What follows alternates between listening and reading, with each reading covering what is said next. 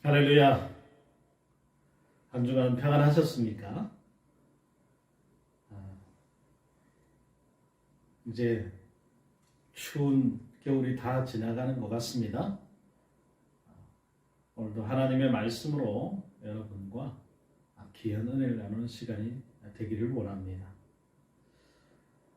그래서 오늘은 갈라디아서 6장 6절에서 18절의 말씀으로 복음대로 살라라는 제목으로 여러분과 은혜를 나누도록 하겠습니다.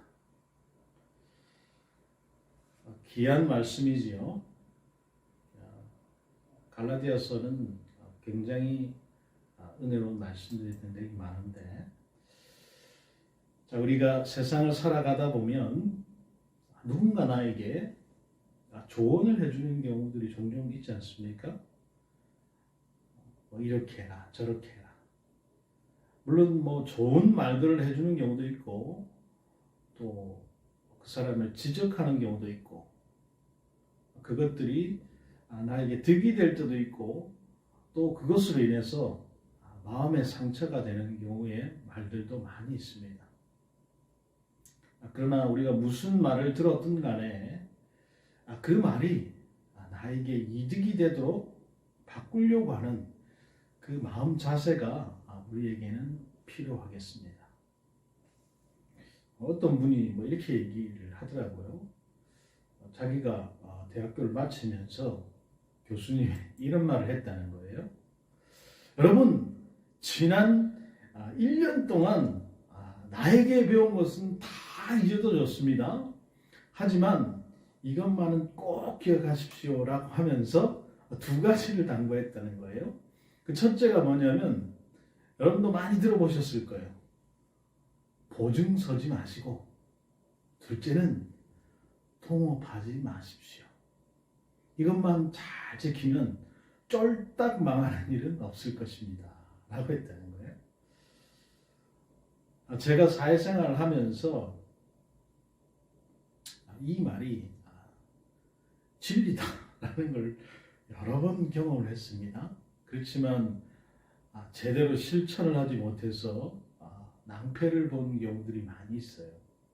여러분들도 아마 이것으로 인해서 낭패를 본 분들 많이 있을 거예요. 보증 서지 말라고 그랬는데 보증 쓰고, 동업하지 말라고 그랬는데 동업하고, 살다 보면 그런 일들이 많이 있습니다. 자, 오늘 이 바울이 이 갈라디아 성도들에게 또 우리들에게 이제 마지막으로 들려주고 싶은 말이 꼭 있어요. 그 말이 어떤 말이었는가 오늘 한번 보도록 하겠습니다. 오늘 7절에 보니까 스스로 속이지 말라. 하나님은 업신여김을 받지 아니하시나니 사람이 무엇으로 심든지 그대로 거두리라 라고 했어요. 사람이 무엇으로 심든지 그대로 거둔다 라고 하는 것은 자명한 진리이지 않습니까? 콩을 심으면 콩이 나고 팥을 심으면 팥이 나는 거죠. 이 농사의 원리는 우리 인생에도 그대로 적용이 되는 거예요. 내 인생에 무엇을 심었느냐에 따라서 추수 때에 어떤 열매가 맺힐 것인가가 결정이 되는 것이죠. 농사와 인생이 다른 점은, 농사는 올해 망치면 내년에 다시 심어도 되지만 우리 인생은 그렇지 않다는 거예요. 한 번뿐인 인생이기 때문에 더 신중하게 우리가 심어야 한다 말입니다. 그런데 사람들은 어리석게도 스스로를 속입니다. 어떻게 스스로를 속입니까? 심지도 않았는데 어떻게 되겠지라고 하면서 속이는 거예요. 은혜로 구원받는다, 은혜로 산다 라는 말을 오해하면 여러분 이런 현상이 생길 수밖에 없습니다. 그렇지 않습니까? 은혜로 구원받는다. 그 의미는 곧 어차피 구원을 받을 것이니까 나는 아무렇게 살아도 된다. 그런 뜻으로 생각한다면 그건 착각입니다. 하나님이 구원이라는 선물을 우리에게 주신 거에는 이제 너희는 하나님을 사랑하고 이웃을 사랑하는 그 하나님의 백성이 되라는 뜻이 함께 포함되어 있는 거예요. 하나님 우리가 이 목적을 얼마나 이루렸는지 또 우리 마음과 그 마음에 나오는 그 생각과 말과 행실로 드러나는 열매를 가지고 평가하실 거예요. 그러므로 하나님은 만홀히 여김을 받지 않으시고 업신여김을 받지 않으시는 거예요. 인생의 결산의 때에 하나님이 바라시는 열매를 드릴 수 있도록 우리가 힘써야지 마땅한 것입니다. 그러면 우리가 무엇을 심어야 좋은 열매를 거둘 수 있을까요? 8절에 보니까 자기의 육체를 위하여 심는 자는 육체로부터 썩어질 것을 거두고 성령을 위하여 심는 자는 성령으로부터 영생을 거두리라 이렇게 했습니다. 그러니까 여러분 자기 육체를 위해서 심는다고 하는 것은 무엇이겠습니까? 육체란 우리 본성에 새겨진 그 자기 중심성을 가리키는 표현인데 세상은 끊임없이 나 그것만 외치고 살아요. 그러다 나이를 먹으면 내 자식 이러면서 사는 거예요. 전부 나 아니면 내 자식. 그걸 위해서 삽니다.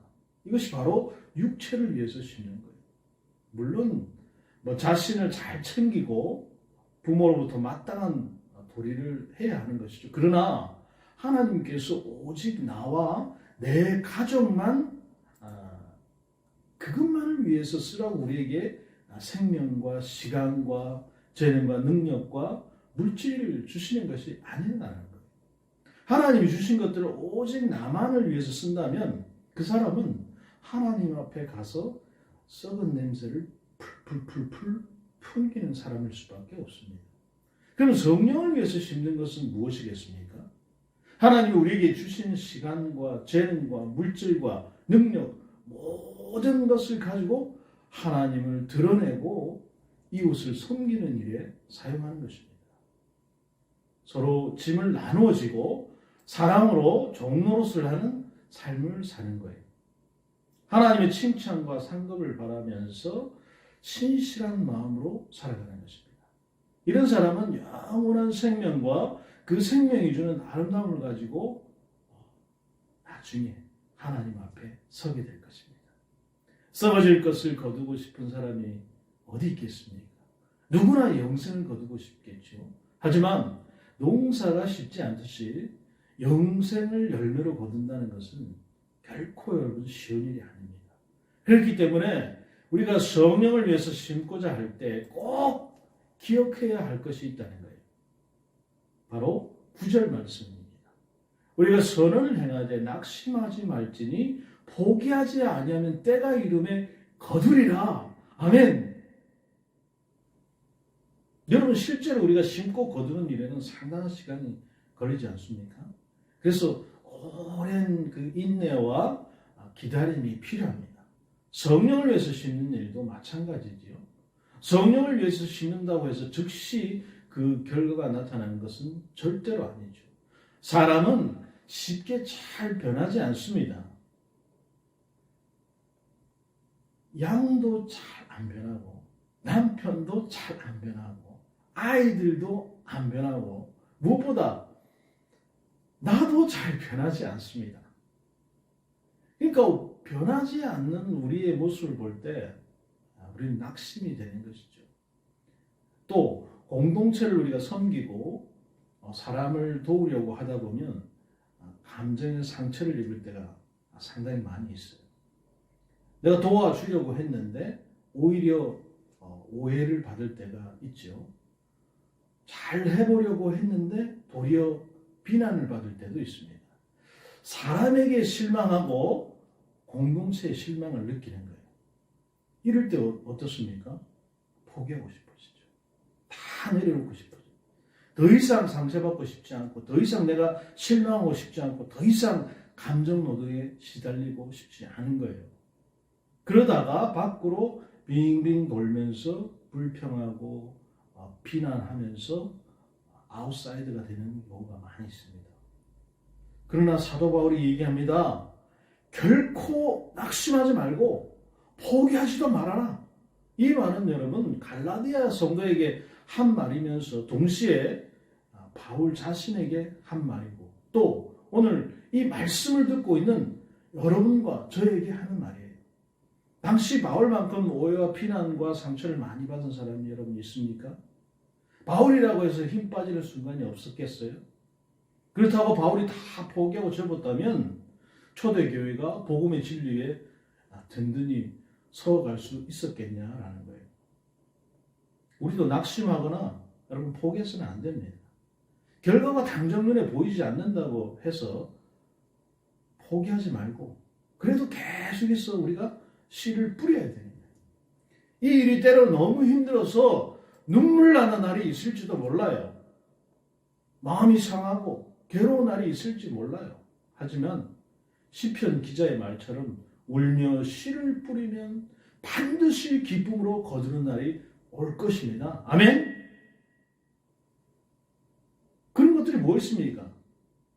전도와 제자 양성, 오랫동안 씨를 뿌리고 심으려고 애를 써봤지만 별다른 결실이 없을 때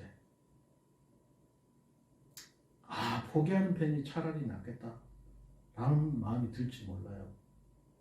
우리가 다음 세대를 양육하고 세우는 일, 이 일을 한다고 해서 뭐 굵직굵직한 열매들이 과연 맺힐 수 있을까 하는 의구심이 생길 수도 있습니다. 우리뿐만 아니라 한국 교회 전체적으로 이 청년이 없어지고 주일 학교에 아이들이 점점 줄어들고 있는 것을 볼 수 있어요. 우리 교회만 봐도 그렇잖아요. 우리 교회에 무슨 아이들이 많이 있습니까? 청년들이 많이 있나요? 지금 한국 교회가 대부분 그렇습니다. 청년들이 많이 없어요. 그리고 봉사하려고 하지 않습니다. 교회에 와서 예배 드리려고 하지 않아요. 아이들도 점점 줄어서 이제 주일학교가 없는 교회들이 많습니다. 멀리 찾을 필요도 없어요. 우리 교회도 마찬가지잖아요. 아이들이 있어야 뭐 주일학교를 하죠. 하지만 아무리 그럴지라도 우리가 계속 뿌리고 심어야 할 때인 거예요. 우리가 절대로 포기하지 않고 신실하신 하나님을 붙들고 계속해서 우리가 심으면 때가 되면 반드시 하나님께서 열매를 주실 줄로 믿습니다. 그때가 언제인지는 몰라요. 그러나 반드시 그때는 옵니다. 기성세대보다 훨씬 더 능력이 있고 실력을 갖춘 새로운 세대가 서서 열방과 민족을 섬기는 그런 영광을 우리가 보게 될 것이다 라는 거예요. 그러면서 구체적으로 지금 우리가 어떻게 선을 행해야 하는가? 10절의 말씀이에요. 그러므로 우리는 기회 있는 대로 모든 이에게 착한 일을 하되 더욱 믿음의 가정들에게 할지니라 라고 했어요. 여러분, 선을 행하는 것은 언제나 가능한 것은 아닙니다. 하나님께서 우리에게 선을 행할 수 있는 기회를 허락하실 때 할 수 있죠. 그러므로 이런저런 핑계를 대면서 선한 일을 뒤로 밀어놓을 일이 아니다라고 하는 거예요. 무슨 얘기입니까? 기회가 왔다 싶으면 없는 대로 선을 행해야 한다는 거예요. 뒤로 물러서서 내가 할까 말까 고민해서 되는 일이 아닌 거예요. 그러니까 사람을 가려서 선을 행하지 말고 모든 사람에게 기회가 있으면 해야 된다. 나랑 합이 맞지 않는 사람, 저 사람은 내 스타일에 딱 들어맞지가 않아. 그러니까 나하고 합이 맞는 사람에게만 잘해주려고 하면 안 된다 그 말이에요. 그러면 여러분, 우리의 시각이 너무 좁아지고 이기적이 될 수밖에 없어요. 비록 몸이 우리가 여기 있어도 우리의 마음과 가슴은 그 전쟁의 위협 가운데 있는 저 우크라이나를 향할 수 있어야 되고 또 저 북녘 땅에 있는 우리 동포들을 생각해야 된다는 말입니다. 며칠 전에 러시아가 드디어 우크라이나를 그냥 침공하지 않았습니까? 그렇게 자기 땅이 넓은데도 불구하고 사람의 욕심이라는 건 참 한이 없는 것 같아요. 그거 다 분리 독립했는데 푸틴은 결국 우크라이나를 침공했잖아요. 아, 우리는 아니에요. 안 할 거예요. 라고 해놓고서 침공해버렸어요. 우크라이나에 선교사님들이 굉장히 많이 있습니다. 그분들의 무사견을 위해서 우리가 기도해야 되겠어요. 자, 그런데 그 시작이 바로 여러분 우리 옆에 있는 믿음의 가정들 또 우리 주변에 있는 식구들에게 선한 일을 실천하는 것입니다. 코로나로 인해서 우리가 거리두기가 오랫동안 지속이 되면서 거의 모든 모임을 비대면으로 하고 있어요. 그러다 보니까 관심이나 섬김의 사각지대가 생길 수밖에 없죠. 이럴 때일수록 우리가 믿음의 가정들을 서로 좀 돌아보고 섬길 수 있기를 기도합니다. 11절 보십시오. 내 손으로 너에게 이렇게 큰 글자로 쓴 것을 보라. 이 글자를, 이 본문을 보니까 얼마 전에 손바닥에 왕자 써가지고 나온, 얼마 있으면 이제 대통령 선거를 합니다만 그런 큰 글자 아니고요. 그거 아닙니다. 지금까지 갈라디아서는 이 바울이 직접 쓴 게 아니라 대필자가 받아서 적은 것이었어요. 그러나 이제부터는 바울이 직접 내가 손으로 쓰겠다라고, 그것도 큰 글자로 쓰겠다는 거예요. 그 이유는 편지를 마무리하는 이 시점에서 이제 바울이 갈라디아 성도에게 간곡하게 당부하고 싶은 것이 있었기 때문에 그런 거예요. 그러면 바울의 마지막 당부가 여러분 무엇이겠습니까? 바로 12절 말씀이에요.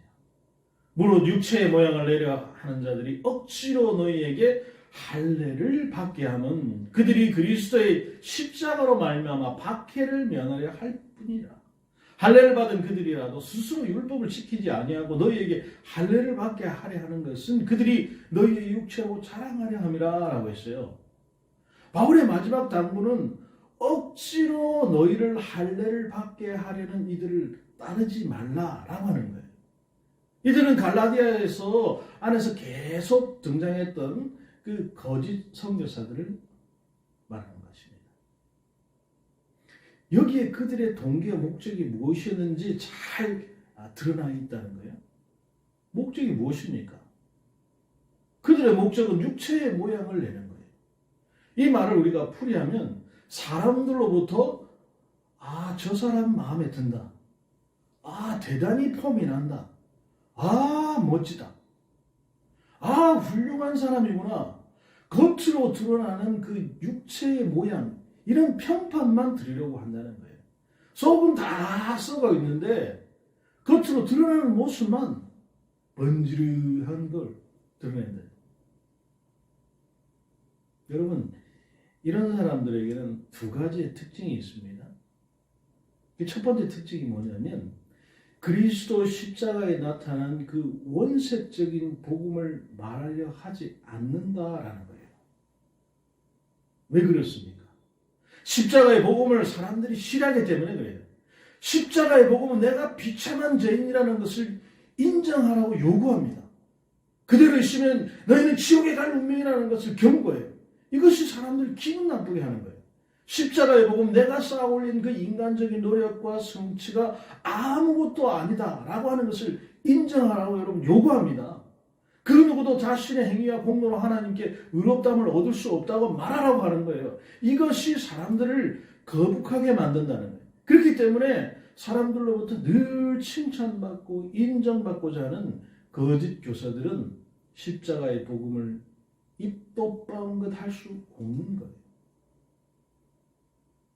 두 번째 특징은 제대로 율법을 지키지도 않으면서 율법을 지키는 모양만 내려고 한다는 거예요. 이런 사람들은 율법의 핵심이고 그 정수인 의와 사랑을 실천하는 것에는 사실 별로 관심이 없습니다. 율법을 잘 지키는 사람, 교양 있고 품위 있는 사람으로 보이는 것이 더 중요하다. 그래서 교회 밖이든 교회 안이든 사람들로부터 보기에 좋은 평가를 받는 것이 그들의 목표예요. 그리고 이것이 그들의 자부심이고 자랑거리입니다. 그러나 사도 바울은 그 사도 바울의 자랑은 그들의 자랑거리와는 전혀 다르다고 하는 거예요. 사도 바울이 뭐라고 얘기합니까? 그러나 내게는 우리 주 예수 그리스도 십자가 외에 결코 자랑할 것이 없으니, 사도 바울은 오직 주 예수, 그 주 예수 그리스도의 십자가 외에 결코 자랑할 것이 없다고 말합니다. 이 고백은 바울뿐만 아니라 십자가를 만난 모든 성도들의 공통된 고백인 동시에 우리의 고백이 되어야 하는 것입니다. 왜 십자가만이 우리의 여러분 자랑인 것입니까? 그 첫 번째는 십자가가 구원의 능력이기 때문에 그래요. 예수님이 십자가에 죽으실 때 곁에 함께 매달렸던 강도가 있었습니다. 그들은 못 박힌 그 예수님을 보고 믿음을 고백했어요. 그러자 주님은 강도를 향해서 오늘 네가 나와 함께 낙원에 있으리라 라고 말씀했어요. 이 세상에 여러분 강도와 같은 흉악한 죄인의 모든 죄를 단순히 용서하고 그를 낙원으로 이끌 그 능력이 십자가에 여러분 어디서 찾을 수 있습니까? 주술을 행하는 저 미신을 행하는 저 무당들이 할 수 있습니까? 아무 능력도 없는 불교의 불상이 할 수 있습니까? 없어요.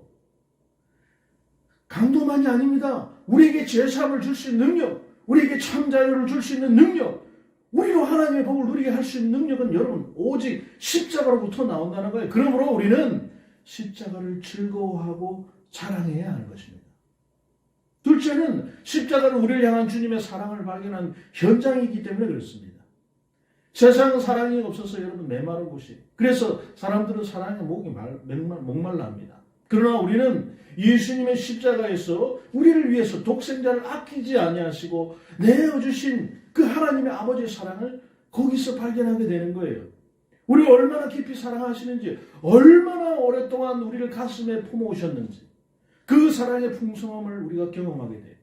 세월이 흘러서 퇴색하는 것이 아니고 십자가로부터 사랑이 계속 샘물처럼 끊임없이 솟아나와서 우리의 가슴을 적시면서 스며드는 거예요. 그래서 우리는 십자가를 사랑할 수밖에 없는 것입니다. 세 번째로는 십자가가 진정한 승리이기 때문에 그렇습니다. 경쟁에서 이겨 상대방을 짓밟는 것이 여러분 승리입니까? 높은 자리에 올라와서 여러분 군림하는 것이 승리입니까? 그렇지 않습니다. 예수님은 십자가를 통과해서 부활로 돌아가셨어요. 낮아짐을 통하여 높아지셨어요. 섬김의 왕이 되셨습니다. 사랑으로 종으로 다심으로 주님이 되셨습니다. 저야만 승리하는 놀라운 비밀이 여러분 이 십자가에 담겨져 있어요. 그래서 우리도 세상 밖으로 이기는 것이 곧 지는 것이요, 종이 되고 섬기는 십자가 방식만이 참된 승리라는 것을 깨닫게 되는 것입니다. 그러니까 여러분 복음을 우리가 제대로 알면 오직 십자가밖에 자랑할 것이 없다라고 하는 것입니다. 우리에게 존엄함과 자존감을 부어주는 것이 바로 여러분 그리스도의 십자가이기 때문에 그렇습니다. 이렇게 십자가만 자랑하는 사람, 세상과의 관계가 근본적으로 달라지게 되어 있어요. 여기서 세상은 여러분 물리적 법칙이 지배하는 우주를 가리키는 것이 아니고 우리의 본성과 죄가 지배하는 그 가치관, 삶의 방식과 생활 양식 등을 말하는 거예요. 복음 안에서 우리와 세상과의 관계가 여러분 어떻게 달라집니까? 14절 후반절에 이렇게 얘기합니다. 그리스도로 말미암아 세상이 나를 대하여 십자가에 못 박히고 내가 또한 세상을 대하여 그러하니라 라고 해요. 세상이 나에게 죽고 내가 세상에 대하여 죽는 것입니다. 이 말이 우리가 아예 세상과 담을 쌓고 너는 무관하게 살아라 라고 하는 그런 뜻이 아닙니다. 그건 가능하지도 않고요, 옳지도 않아요. 우리는 교회 다니니까 세상하고 담을 쌓고 나온 우리끼리 막 그냥 뭉쳐서 살아야 된다, 그런 사람들 있죠. 그건 올바른 신앙이 아닙니다. 바울이 지금 하는 말은 십자가만을 자랑하는 사람에게 대하여 세상은 아무런 힘을 쓰지 못한다. 그런 뜻이에요. 세상은 돈이나 권력이나 명예나 미모를 자랑거리로 삼는 사람들에게 위력을 발휘합니다. 너희가 자랑거리로 삼는 것을 줄 수 있으니 나에게 충성하라고 매번 유혹합니다. 내 말을 듣지 않으면 빼앗아가겠다고 협박합니다. 사람들이 이런 세상에 치여서 살아요. 그러니까 얼마나 그런 거에 스트레스를 많이 받는지 그냥 도시를 뒤로하고 산속에 들어가 유유자적하게 살아가는 사람들 많이 있잖아요. 제가 지난 시간에도 소개했습니다. 나는 자유인입니다. 그 프로. 그게 왜 인기를 끕니까? 특히 40, 50대 남자들이 이 프로그램을 왜 그렇게 열심히 즐겨보냐 이거예요. 너무 스트레스가 많은 거예요. 세상이 그냥 살기 싫고 나 혼자 그냥 유유자적하면서 저기 산에 가서 그냥 크게 내가 그거 하지는 않지만 그냥 그렇게 살겠다. 그 가슴속에 자꾸 동경을 하는 거예요. 그러나 여러분, 오직 십자가만을 자랑하는 사람은 더 이상 세상을 두려워하지도 숭배하지도 않습니다. 그에게는 세상 자랑이 전혀 먹히지 않기 때문이에요. 세상 한가운데 살면서 사람들의 시선이나 세상의 인정에 얽매이지 않는 자연인으로 유자적하게 살아갈 수 있게 되는 것입니다. 15절 말씀에 여러분, 할례나 무할례가 아무것도 아니로되 오직 새로 지으심을 받은 것만이 중요하니라 라고 했어요. 할례나 무할례나 아무것도 아닙니다. 멋있게 폼나게 살든 좀 구질구질하게 살든 아무런 의미가 없다는 거예요. 남들에게 보이는 겉모습 때문에 우울감에 열등감에 빠질 이유도 없어요. 중요한 것은 새로 지음을 받았냐 안 받았냐입니다. 관건은 겉모습이 아니라 우리의 내면이 날마다 새로워지고 있냐 새로워지지 않고 있냐는 거예요. 여러분, 여러분의 모습이 날마다 그 내면이 새로워지고 있습니까? 얼굴만 매일 화장품 열심히 발라서 겉모습만 새로워지는 것이 아니고 내 내면이 새로워지고 있냐는 거예요. 자, 그렇다면 여러분, 무엇이 우리를 새롭게 할 수 있습니까? 16절에 이렇게 얘기합니다. 무릇 이 규례를 행하는 자에게와 하나님이 이스라엘에게 평강과 근육이 있을지어다 라고 했어요. 여러분, 지금 이 규례와 율법의 규례를 말하는 것이 아닙니다. 지금까지 사도 바울이 이 갈라디아서 전체를 통해서 전자라고 했던 것은 율법의 규례 이걸 말하는 게 아니에요. 바로 복음을 가리키는 거예요. 이 복음을 따라서 새로워진 사람의 내면에는 바로 평강과 긍휼이 임한다라고 하는 것이 아멘. 이 복음은 누구를 통해서 우리에게 전달되는 것입니까? 이 이후로 누구든지 나를 괴롭게 하지 말라. 내가 내 몸에 예수의 흔적을 지니고 있느라. 여러분, 바로 복음의 진리는 예수의 흔적을 몸에 지닌 사도 바울을 통해서 전달되었다고 하는 거예요. 거짓 교사들은 유력자들과 친분을 자랑하고 고급 승용차에 내려간지 나는 비싼 옷을 입는지 그런 것만 자랑하면서 나타나는 거예요. 여러분, 이것이 자신들의 그 바울보다 더 나은 교사의 증거라고 하는 거예요. 그러나 바울은 자신이 진짜 사도임을 증명하기 위해서 전혀 다른 증거를 제시합니다. 그게 무엇이라고요? 그의 몸에 남아있는 숱한 상처와 흉터들, 복음을 위해서 복음을 전하는 그 과정에서 여러 차례 겪었던 매질 숱한 고난이 남긴 흔적들, 개인의 영달을 꿈꾸면서 화려한 성공을 추구하는 거짓 교사들에게 나온 복음과는 전혀 다른 복음입니다. 그리스도의 십자가를 온몸으로 살아낸 사도의 그 복음만이 진짜 복음이다. 이 복음이 여러분 어떤 복음입니까? 18절에 말합니다. 형제들아, 우리 주 예수 그리스도 은혜가 너희 심령에 있을지어다. 아멘. 바울의 마지막 작별 인사에 나타난 있듯이 복음은 여러분 한마디로 은혜의 복음이에요. 껍데기나 외모가 아닌 우리 심령 저 깊은 곳에 그리스도의 은혜가 강력하게 임하는 복음인 것입니다. 은혜의 복음은 우리를 새롭게 해요. 복음은 우리에게 전혀 다른 새로운 자아성을 갖게 해줍니다. 복음은 두려움과 불만이 아니라 감사와 사랑의 동기가 되는 삶을 살게 합니다. 복음은 모든 사람을 전혀 새로운 방식으로 대하게 합니다. 복음은 우리의 자랑거리를 바꿔 놓아요. 복음은 세상 그 무엇도 우리를 지배하지 못하게 하고 진정한 자유를 누리게 합니다.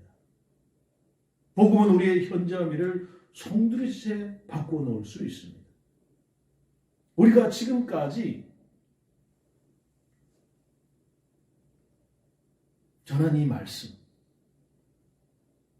갈라디아서, 이것은 바로 복음에 관한 책입니다. 여러분, 이 검색창에 어떤 단어를 입력하면 연관 검색어가 자동으로 쭉 나오잖아요. 그렇지 않아요? 근데 여러분, 우리는 복음이라고 하면 뭐가 연관 검색으로 쭉 나와야 될까요? 한번 생각해 보십시오. 우리 머릿속에 복음이 딱 들어오면 뭐가 그 다음으로 연관해서 주르륵 나와야 되는 거예요? 예수 그리스도, 십자가, 이거 말고요. 바로 여러분, 전파라고 하는 단어가 자동으로 나와야 되는 거예요. 그러다 보니 복음은 믿지 않는 불신자에게 필요한 것, 전도할 때 필요한 것, 그런 이미지가 굉장히 강합니다. 구원받은 나는 복음을 이미 알고 있다라고 생각하기 쉬워요. 나에게는 복음 말고 더 고차원적인 무엇인가가 필요하다 여기기 쉽습니다. 그러나 여러분, 이 갈라디아서는 우리의 그런 통념을 뒤흔들어 놓는 책이에요. 갈라디아서는 복음이 그리스도인의 삶을 전부라고 말하는 거예요. 복음은 하나님 나라로 들어가는 관문일 뿐만 아니라 그 나라의 백성답게 살아가게 하는 능력이라고 말하는 것입니다. 복음은 우월감이나 열등감으로 뒤죽박죽된 우리의 내면을 치유하고 망가질 대로 망가진 다른 사람과의 관계를 회복하게 하고 건강한 공동체를 형성시키는 능력이라고 말하고 있습니다. 그런 점에서 복음은 불신자 못지않게 이미 예수님을 영접하고 구원받은 우리 모든 사람에게도 반드시 필요한 것입니다. 그래서 복음은 우리의 마음과 생각과 관점을 바꿔놓아요.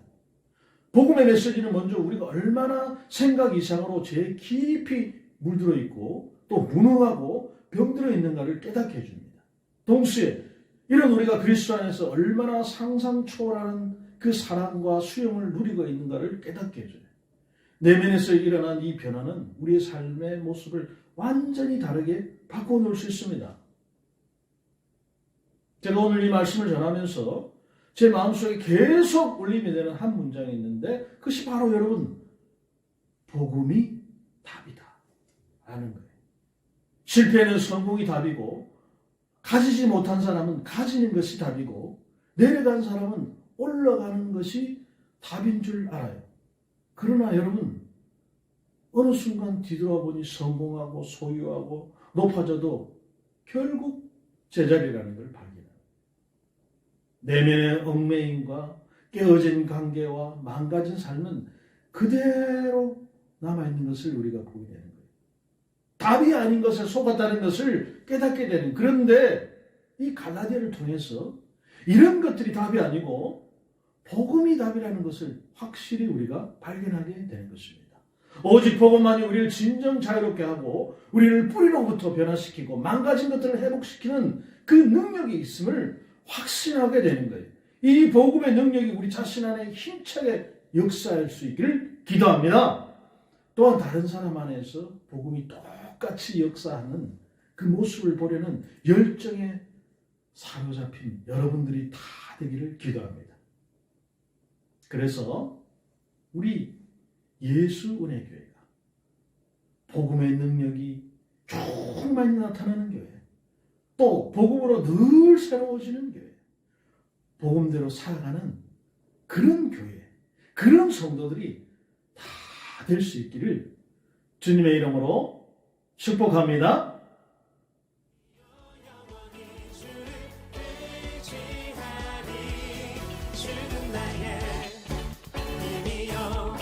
주는 나의 힘이요 주는 나의 힘이요 영원히 주를 의지하리 영원히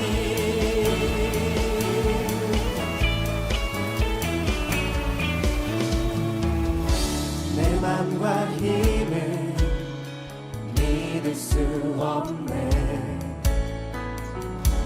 오직 한 가지 그 진리를 믿네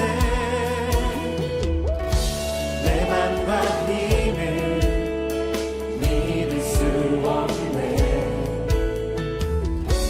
오직 한 가지 그 진리를 믿네 주는 나의 힘이요 주는 나의 힘이요 주는 나의 힘이요 영원히 주를 의지하리 주는 나의 힘이요 주는 나의 힘이요 주는 나의 힘이요 영원히 주를 의지하리 주는 나의 힘이요 주는 나의 힘이요 주는